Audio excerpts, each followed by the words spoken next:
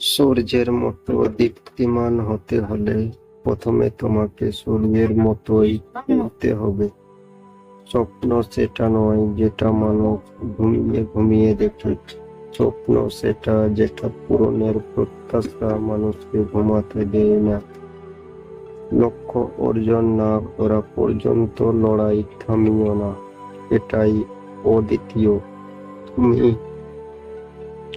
জীবনে একটাই লক্ষ্য তৈরি করো, নিয়মিত জ্ঞান অর্জন করো, কঠিন পরিশ্রম করো এবং মহান লক্ষ্য প্রাপ্ত করার জন্য তৈরি থাকো।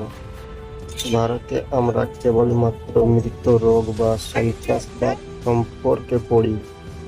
একজন শিক্ষার্থীর সবচেয়ে বড় গুণ হলো সে প্রশ্ন করে তাকে প্রশ্ন করতে দাও। দিন যদি আমরা স্বাধীন না হয় তবে কেউ আমাদের সম্মান করবে না। আমরা কি এটা জানি না?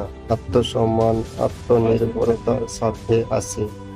ঈশ্বর আমাদের সৃষ্টিকর্তা, আমাদের মস্তিষ্ক এবং ব্যক্তিত্ব অপরিসীম ক্ষমতা এবং শক্তি দিয়েছেন। ঈশ্বরের প্রার্থনা আমাদের সেই শক্তি বিকাশে করতে সাহায্য করবে। যদি কোনো দেশকে দুর্নীতিমুক্ত এবং মানুষের মনকে সুন্দর করতে হয় তবে তা কেবলমাত্র সন্তান করতে পারে। পিতা, মাতা এবং গুরু, ভগবান কেবল তাদেরকেই সাহায্য করে যারা পরিশ্রম করে। এটা খুবই স্পষ্ট।